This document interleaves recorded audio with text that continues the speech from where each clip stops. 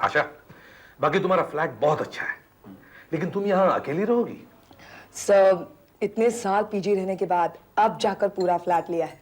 खुशी तो बहुत हो रही है, लेकिन अकेले रहने की आदत नहीं है ना, इसलिए सोचियो किसी सहेली को बुलाऊं साथ में रहने के लिए। That's good. किराया तो बहुत होगा। नहीं, बहुत ज्यादा नहीं है, एरिया अप मार्केट नहीं है ना, इसलिए।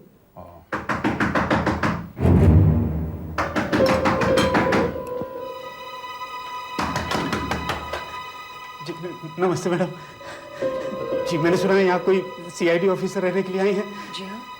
जी, मैं आपके नीचे कमरे में रहता हूँ। मेरा नाम कुमार है। मैं बहुत विस्मित हूँ मैडम, प्लीज मेरी मदद कीजिए प्लीज। हम सब सीआईडी ऑफिसर्स हैं, बोलिए क्या बात है? जी, मेरा बेटा पता नहीं कहाँ चला गया है। वो मालूम नहीं वो जिंदा भी है और मर गया।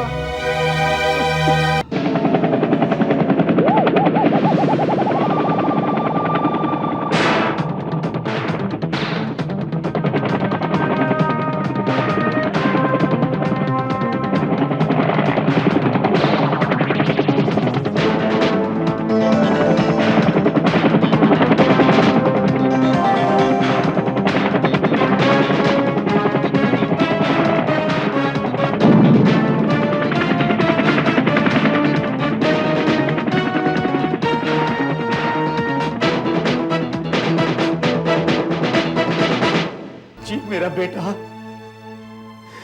पता नहीं कहां चला गया है। वो मालूम नहीं वो जिंदा भी है और मर गया। ये क्या कह रहे हैं आप? हा? मर गया से क्या मतलब है आपका? मेरे बेटे ने इंजीनियरिंग का एग्जाम दिया था सर। वो बहुत ही ब्रिलियंट स्टूडेंट है सर। 12वीं कक्षा में उसके 88% मार्क्स आए थे और आज उसका इंजीनियरिंग का रिजल्ट आया है। आप ही के पास आ रहा था कुमार साहब। मैं मुझे पता है आपको भैया के रिजल्ट का कितना इंतजार है। लाओ, शुक्रिया। वो 173208 यही नंबर था ना बेटे तुम्हारा? जी हाँ, ये देखो 173208 169 168 171 ये यहाँ 171 171130 171123। हाँ, इसके बाद तो 184 हो गया शुरू। 184453। हाँ, तुम्हारा नंबर तो यहाँ है ही नहीं। तुम्हें अपना नंबर अच्छी तरह याद है ना? देखो। हाँ, 173208 ही तो है। अरे लेकिन यहाँ तो 171123 के बाद 184453 है। तुम्हारा नंबर तो है ही नहीं। इसका क्या मतलब हुआ? इसका मतलब मैं फेल हो गया। मैं एंट्रेंस एग्जाम में फेल हो गया बाबा। मैं फेल हो गया मैं।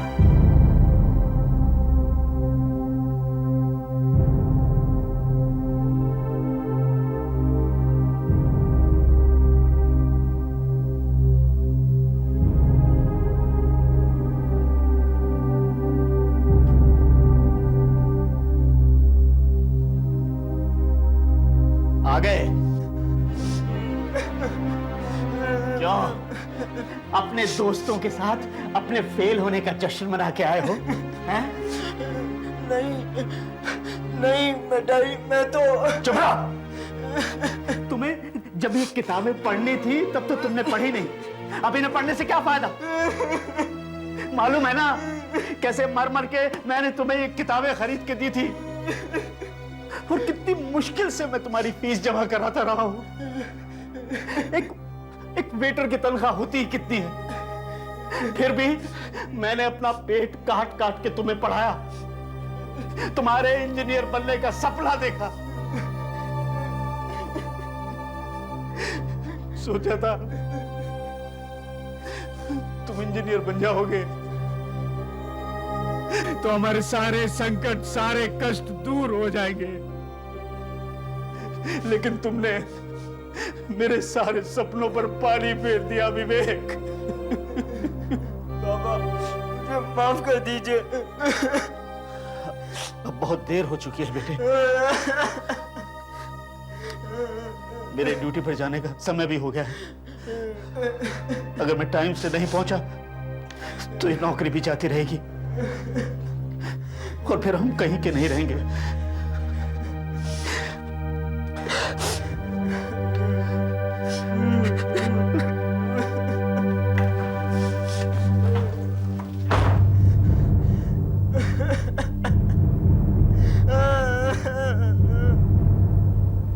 तुम्हें विवेक पर इतना नाराज नहीं होना चाहिए था। तुमने बहुत गलत किया है कुमार। ए वेटर, यस, 2 और बियर लाना। अभी लाए साहब। देखो थोड़ा जल्दी करो। Yes sir.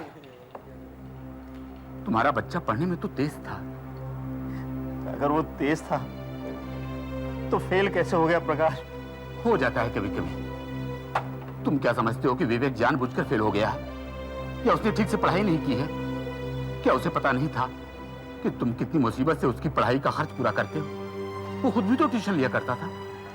ये क्या मुसीबत है वेटर? बियर लाने को बोला ना, ले क्या? एक मिनट साहब, अभी लगाया।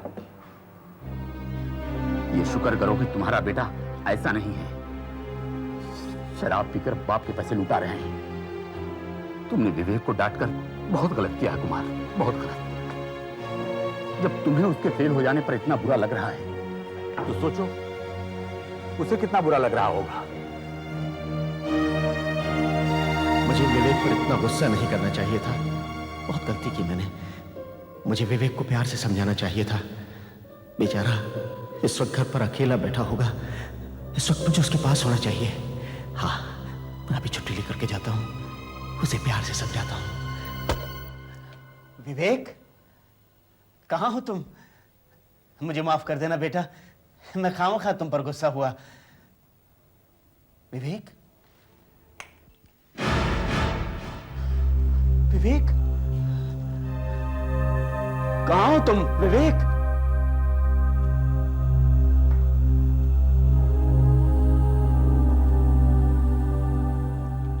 कहाँ गए ये?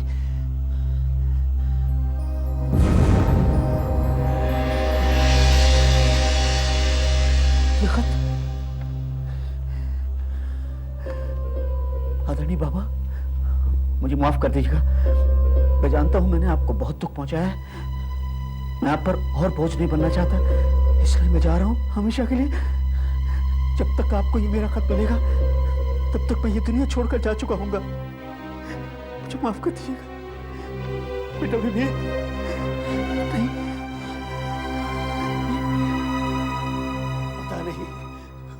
पता नहीं वो कहां चला गया होगा।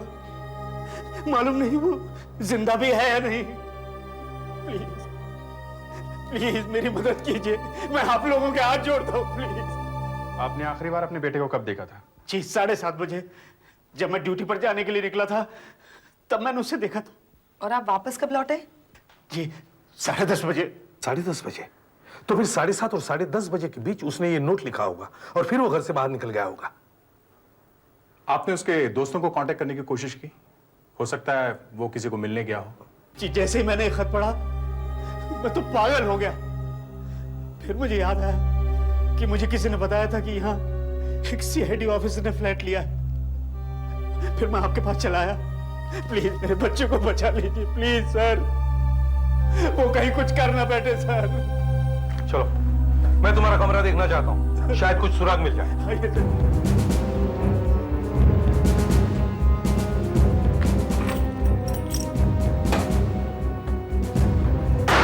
सर ये देखिए, ये है मेरा बेटा विवेक। क्या आप इसके दोस्तों को जानते हो? कैसे लोग हैं वो? कौन है? क्या हम उन्हें मिल सकते हैं? सर एक महेंद्र है, दूसरा जीतू, एक लड़की है रश्मि या रेशमा, ठीक से मुझे उसका नाम भी नहीं मालूम। सर मैंने अपने बच्चे की जिंदगी में कभी दखल नहीं दिया, कभी उसके दोस्तों के बारे में कुछ नहीं पूछा। मुझे उसके दोस्तों के बारे में कुछ भी नहीं मालूम। सर मेरे बच्चे को बचा लीजिए सर, इससे पहले वो कहीं आत्महत्या ही नहीं कर ले। बचा लीजिए प्लीज सर, बचा लीजिए। देखिए देखिए, हम कोई ना कोई रास्ता निकाल ही लेंगे, आप घबराइए नहीं। आप मेरे साथ 1 मिनट के लिए आइए, आइए आइए आइए मेरे साथ आइए।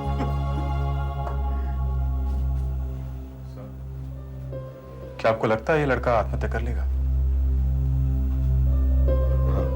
लगता है। वाकई? मगर क्यों?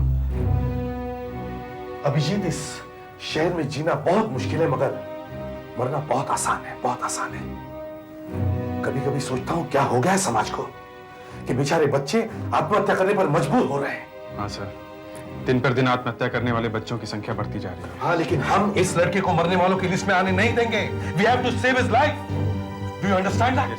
जाओ देखो, कहीं भी डायरी वगैरह मिलती है, देखो जल्दी देखो। सर यहाँ टेलीफोन की डायरी कहीं नहीं दिख रही। ठीक है, इस फोटो की कॉपीज बनाकर सब जगह भेज दो और हमारे पुलिस पेट्रोल टीम को कहो कि वो सब रेलवे लाइंस और समुद्र के किनारों को चेक करें। सर, एक मिनट दया, एक मिनट रुकना जरा। कुमार साहब, यहां आने के बाद आपने किसी को फोन किया था? फोन? कि नहीं, चिट्ठी मिलती तो मैं सीधा आपके पास चला आया। सर, हो सकता है कि विवेक ने यहां से जाने से पहले किसी दोस्त को फोन किया। फोन में रीडायल बटन हमें पता चल सकता है सर। Good point.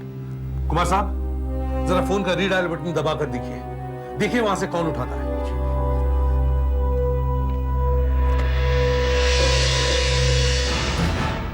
हेलो जी, मैं विवेक का फादर बोल रहा हूं।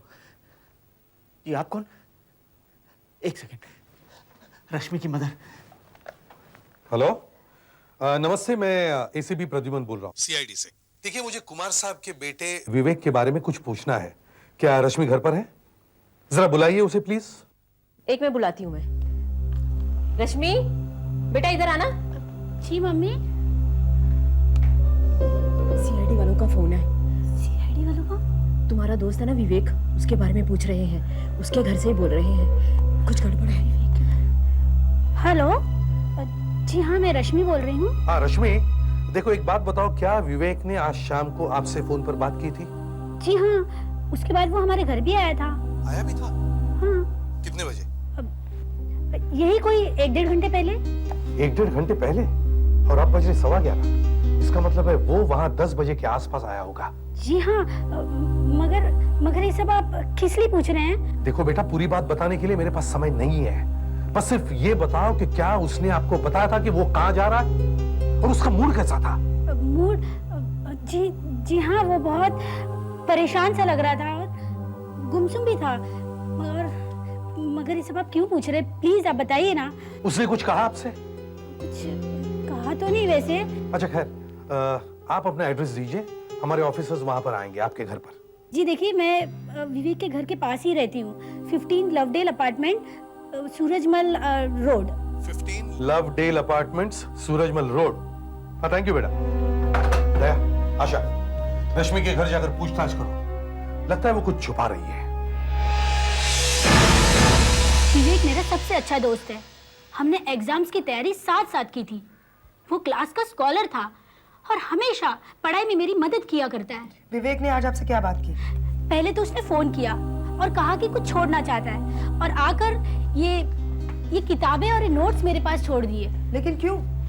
क्योंकि वो चाहता है कि किताबें और ये नोट्स में किसी जूनियर स्टूडेंट को दे दूं, क्योंकि वो दोबारा कभी एग्जाम में नहीं बैठने वाला है। फिर बिना कुछ बोले, बिना कुछ कहे चला गया। बहुत उदास लग रहा था। आपको कुछ नहीं मालूम कि वो कहाँ गया होगा? आपके पास उसके किसी और दोस्तों के नंबर भी होंगे, जरा दीजिए। हो सकता है वो किसी और को भी मिलने गया हो। सर, ये पासबुक मिली है विवेक के नाम की। विवेक का बैंक अकाउंट है क्या? जी, वो 10वीं क्लास के बच्चों को ट्यूशन देता है। उससे जो पैसे मिलते हैं उसी से अपना काम चलाता है। ये क्या? उसने तो आज 1000 रुपये निकाले। इतने पैसे उसने क्यों निकाले? पता नहीं साहब, पैसे के मामले में विवेक बहुत ही समझदार है। कोई फिजूल खर्च नहीं करता और न ही उसे कोई बुरी आदत है। तो फिर ये आजाद है।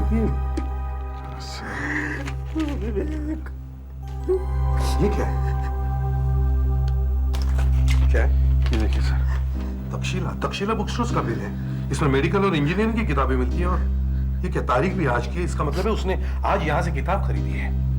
कौन सी किताब? देखो तो। PH नहीं, शायद A है। PASR 18 DOX। सर बहुत खराब लिखावट है, पढ़ा नहीं जा रहा है। कुमार साहब, आप कह रहे थे कि विवेक 4 बजे तक घर पर था और उसके बाद में फिर 7:30 बजे वापस लौटा। जी। तो उसका मतलब है विवेक ने 4 और 7:30 बजे के बीच बैंक में जाकर पैसे निकाले और फिर ये किताब खरीदी होगी। सर, अगर विवेक आत्महत्या करना चाहता था तो ऐसी हालत में किताब क्यों खरीदेगा? बेटा विवेक साहब, एक मोटी सी किताब उसके हाथ में थी तो सही, लेकिन यहाँ तो वो नहीं दिखती। खैर, दुकान का टेलीफोन नंबर तो है, मगर दुकान तो बंद हो गई होगी। फिर भी टेलीफोन डिपार्टमेंट से हम पता कर सकते हैं कि इस दुकान का मालिक कौन है।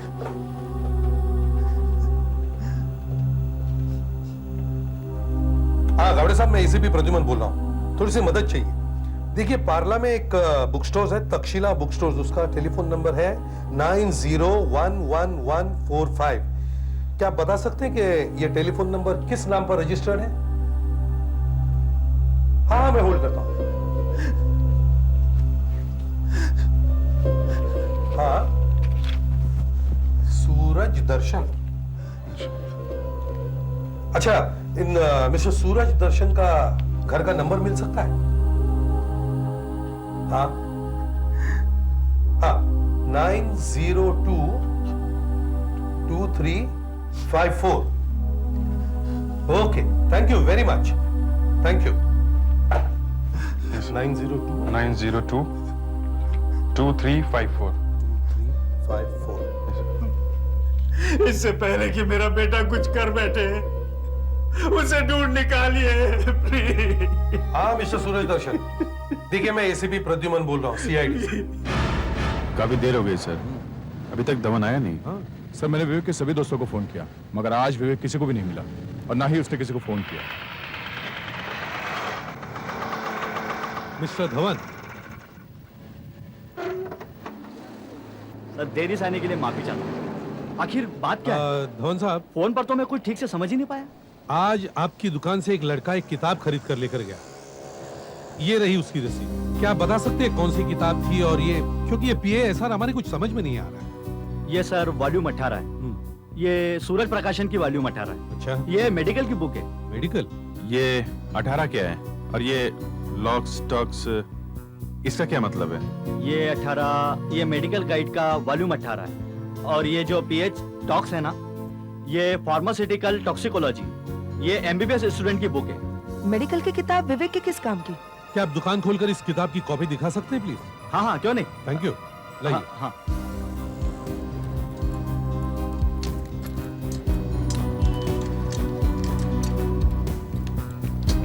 जरा जल्दी कीजिए, हमारे पास वक्त बहुत कम है। जी। जरा हेल्प।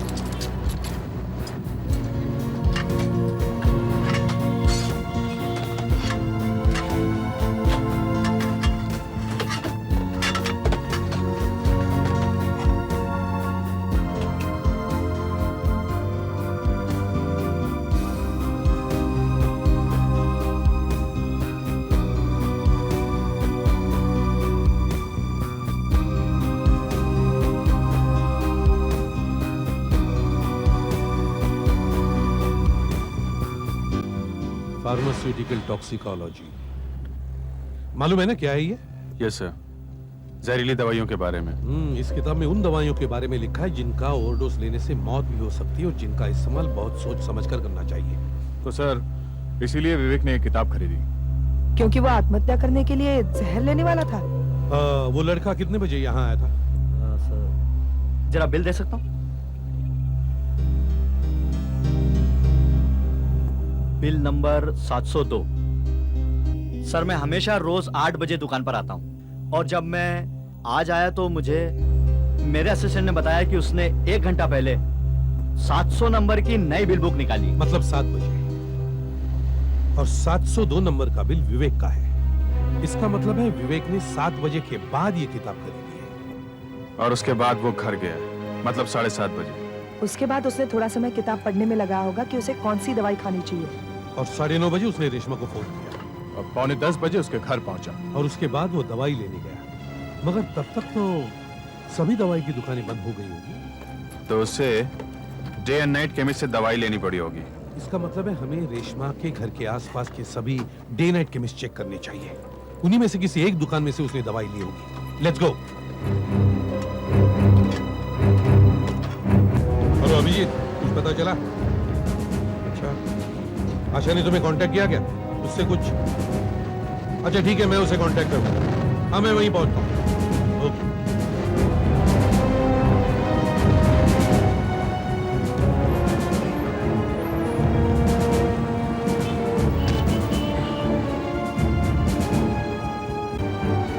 अभिजीत? नहीं सर, कुछ पता नहीं चला। मैंने विवेक की फोटो सबको दिखाई थी, पर इनका कहना विवेक इधर आया नहीं। मैंने भी पूरा किंग सर्कल एरिया चेक किया, कुछ नहीं। और आशा का भी फोन था, कह रही थी सायन में भी वो कहीं नहीं गया। पता नहीं विवेक ने दवाई कहां से ली होगी, जाने कहां होगा इस वक्त। कहीं उसने दवाई खा तो नहीं ली होगी सर? Let's go.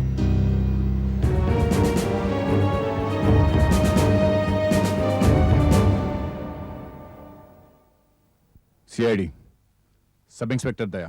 सीआईडी? एक बात बताइए, आपने इस लड़के को देखा है? हो सकता है ये यहाँ आज दवाई लेने आया हो। हाँ, ये तो वही लड़का है जो कुछ देर पहले आया था। हाँ साहब, आया था और हमसे दवाई भी लेके गया। आया था? हाँ। आखिर उसने दवाई खरीदी ली, कैसे रोका जाए उसे? सीआईडी, सब इंस्पेक्टर दया। सीआईडी? एक बात बताइए, आपने इस लड़के को देखा है? हो सकता है ये यहाँ आज दवाई लेने आया हो। हाँ, ये तो वही लड़का है जो कुछ देर पहले आया था। हाँ साहब, आया था और हमसे दवाई भी लेके गया। आया था? हाँ। आखिर उसने दवाई खरीदी ली, मुझे एसीपी साहब को बताना चाहिए। हेलो, हाँ दया बोलो। क्या उसने गोलियां खरीद ली? कितनी देर पहले? अच्छा, किधर है वो दुकान? अच्छा ठीक है, तुम वहीं पर रुको, हम अभी वहां पहुंच रहे हैं।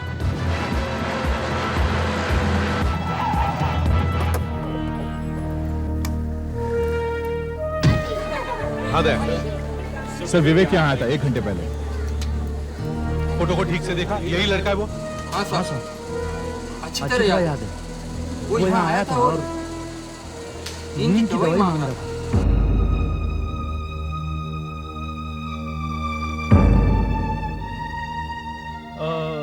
दो स्ट्रिप कैलॉक्सिन 50 मिलीग्राम देना प्लीज। कैलॉक्सिन? ये तो नींद की गोलियां हैं, हम ऐसे नहीं दे सकते। डॉक्टर का प्रिस्क्रिप्शन चाहिए, बिना डॉक्टर की पर्ची के हम दे नहीं सकते। डॉक्टर की पर्ची है ना मेरे पास? 1 मिनट। ओह नो, डॉक्टर की पर्ची तो मैं घर पर भूल आया। सॉरी बॉस, फिर तो हम आपको ये नहीं दे सकते। बिना प्रिस्क्रिप्शन के दवाई देना कानून के खिलाफ है। बहुत स्ट्रांग दवाई है, नींद की गोलियां। अगर 4 भी ज्यादा खा ली ना तो सीधे ऊपर का टिकट करता है। अरे यार, मेरी प्रॉब्लम समझने की कोशिश कीजिए यार। मेरी माँ बहुत बीमार है, आज रात को हमें हैदराबाद की गाड़ी पकड़नी है। Please try and understand. यार आप हमारी मुसीबत भी समझो। बिना डॉक्टर की पर्ची के ये दवाई हम आपको नहीं दे सकते, मतलब नहीं दे सकते। अच्छा, एक आप काम कीजिए, आप डॉक्टर माधवन से पूछ लीजिए। उन्होंने ही ये दवाई मुझे लिख कर दी थी मेरी माँ के लिए, Bharati Joshi. Please come on, try and help me. Doctor Madhavan, लेकिन इस वक्त तो अभी कहाँ मिलेंगे? डिस्पेंसरी तो बंद हो गई। हाँ, बंद कभी की बंद हो गई होगी। प्लीज मेरी मदद कीजिए यार। अच्छा एक मिनट, क्या बोलते हैं? दे दे। हाँ यार, लगता है प्रॉब्लम लगता है कुछ इसका। हाँ यार, और फिर डॉक्टर माधवन का ही तो पेशेंट है। हाँ ठीक है, दे देते हैं। हाँ दे दे। स्मार्ट लड़का है वो, उसने पास ही के डॉक्टर का नाम नोट कर लिया और इनसे दवाई ले ली। पर बात क्या है साहब? ना तो उसके पास डॉक्टर का प्रिस्क्रिप्शन है, ना ही उसकी कोई माँ है। ये दवाई उसने आत्महत्या करने के लिए ली है। तुम लोगों को बेवकूफ बना गया वो। जब बिना प्रिस्क्रिप्शन के दवाई देना कानून के खिलाफ है, तो तुम लोगों ने उसे दवाई दी कैसे?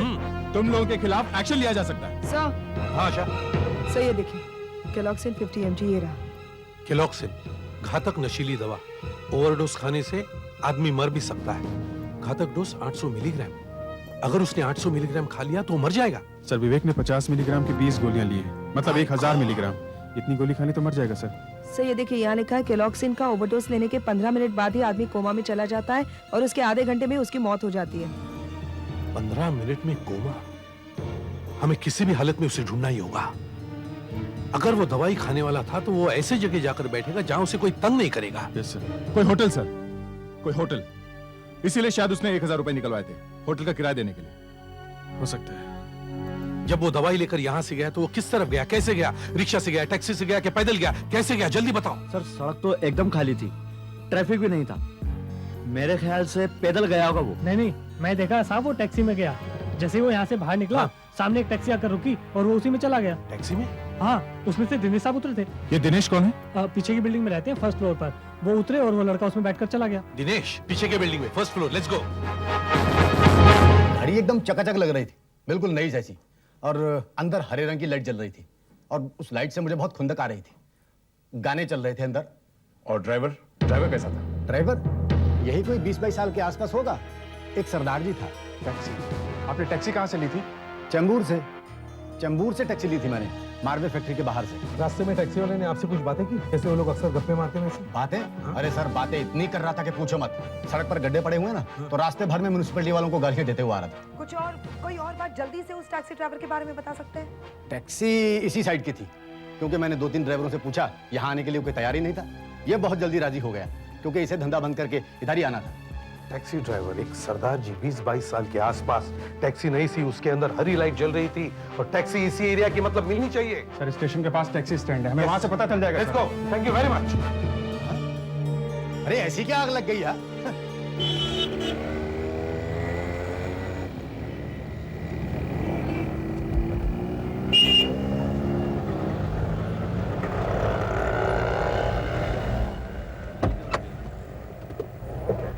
सब शायद कोई पैसेंजर है।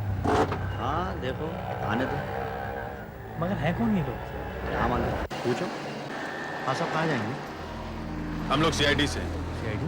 हम एक ड्राइवर की तलाश है, सरदार जी हैं, उनकी नई टैक्सी है, अंदर हरी लाइट जलती है और गाने बहुत बजाता है वो।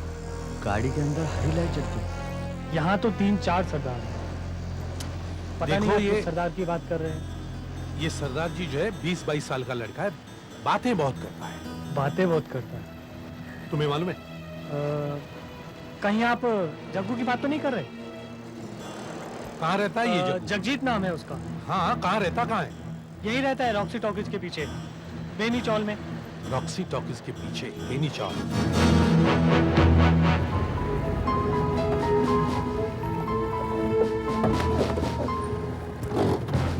हाँ।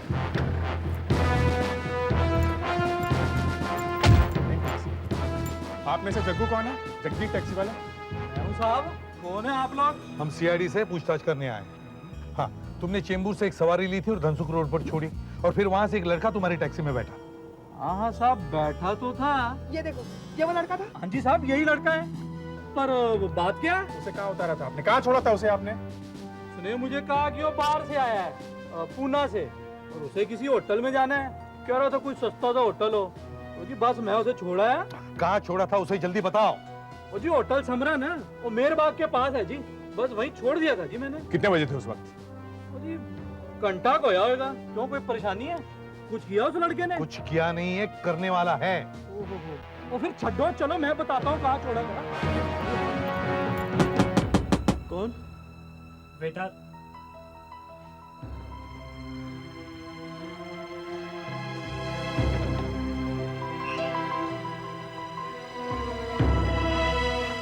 आपने पानी मंगाया था साहब? Thank you. आप जाइए प्लीज, मुझे डिस्टर्ब मत करना। प्लीज जाइए।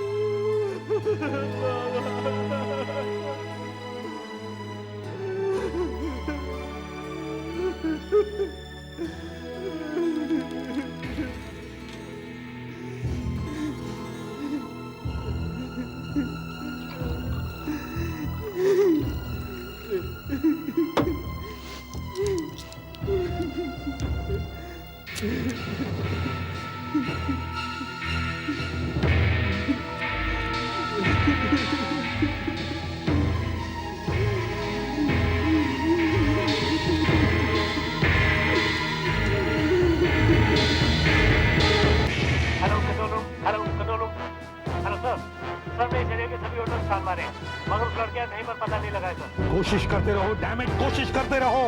हाँ, हम लोग वहीं पहुंच रहे हैं। और सुनो, उस एरिया में अगर पेट्रोल वैन हो तो उनसे भी कहो वहां पहुंचने के लिए। देखो, एक 20 साल का लड़का आत्महत्या करने जा रहा है। Yes, don't forget that, understand? हाँ, कोशिश करते रहो।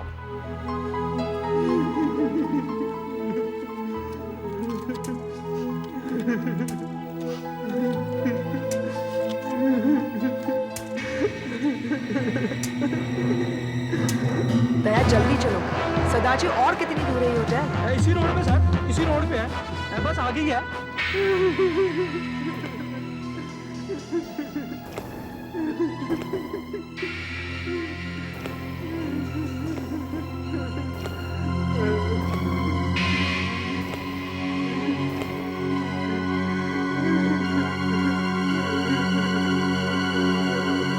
Hello control room, patrol van का क्या हुआ? कांटेक्ट हुआ? यस सर, पेट्रोल वैन से कांटेक्ट हो चुका है। वो कुछ ही देर में आपके पास पहुंच ही होगी। ओवर। एम्बुलेंस का इंतजाम हुआ? ओवर। यस सर, एम्बुलेंस यहाँ से निकल गई है। ओवर।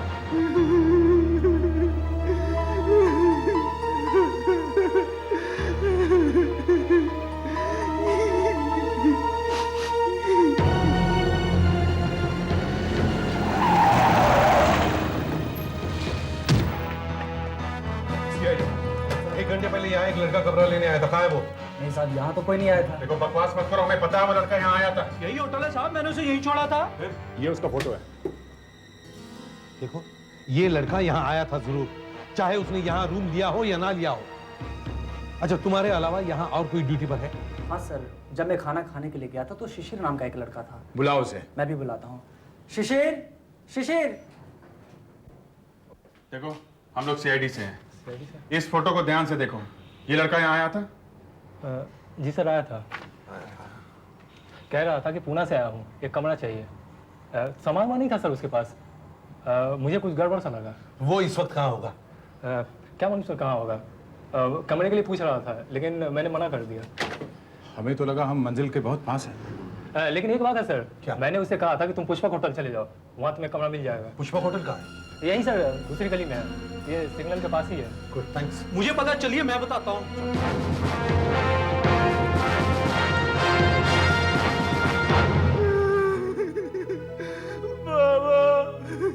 बाबा मुझे माफ कर दो बाबा, प्लीज बाबा, मुझे माफ कर दो।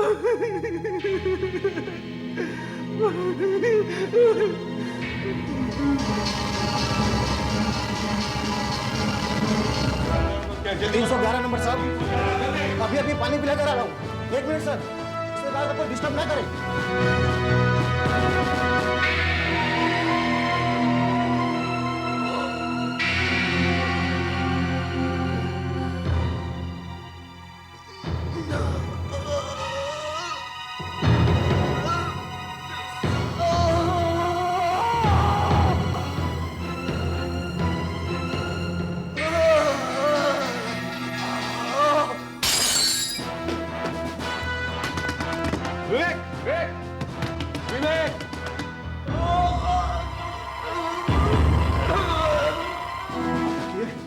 जल्दी जल्दी जल्दी, विवेक।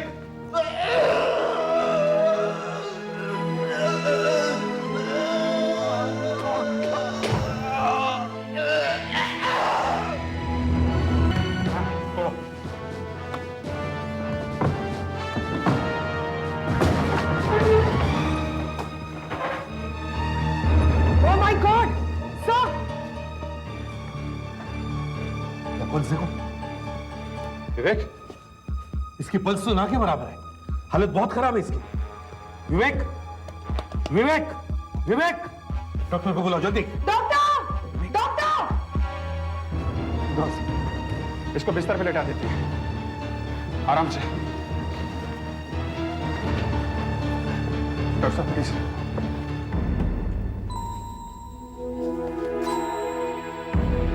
ओह नो, लगता है कोमा में जा रहा है। ही स्लीपिंग। आप कुछ करिए ना प्लीज। देखिए वक्त बहुत कम है, लीजिए आप इसका स्टमक पंप कीजिए। ओके, ट्यूब दो मेरे पास। ओह माय गॉड, इसने तो कैलोजिन खाई है। इसे पेप्रामाइसिन का इंजेक्शन लगाना पड़ेगा।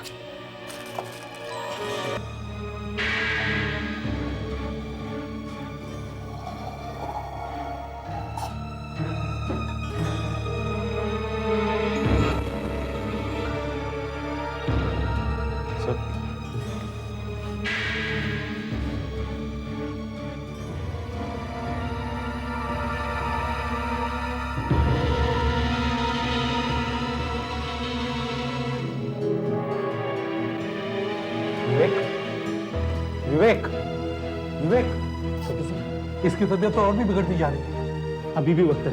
विवेक विवेक विवेक विवेक देखिए, इसे सोने नहीं देना। विवेक विवेक विवेक विवेक विवेक विवेक विवेक,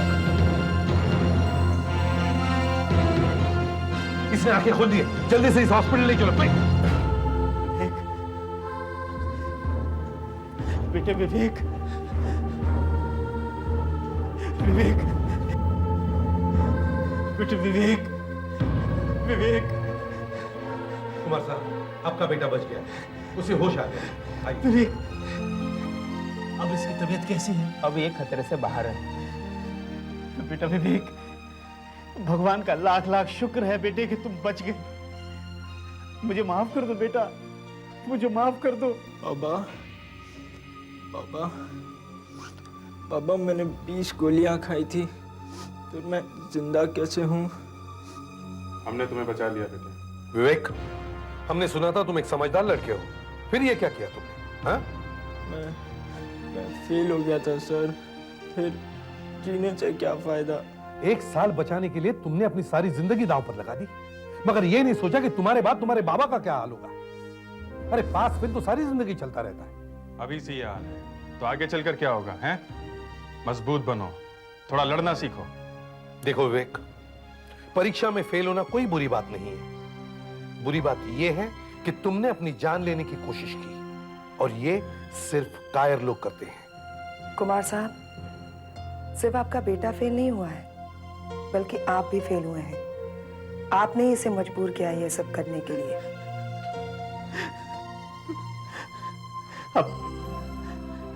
अब मेरी आंखें खुल गई हैं बेटा। बाबा, बाबा, बेटा, अब भी कुछ नहीं बिगड़ा है। तुम फिर से मेहनत करो, मैं तुम्हारे साथ हूं।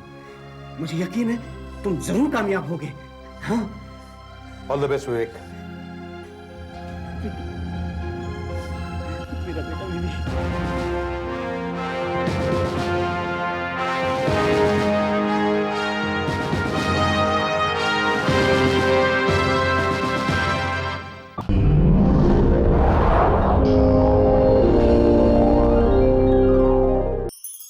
ऐसे और भी मज़ेदार वीडियो के लिए हमारे चैनल को लाइक, शेयर और सब्सक्राइब करें।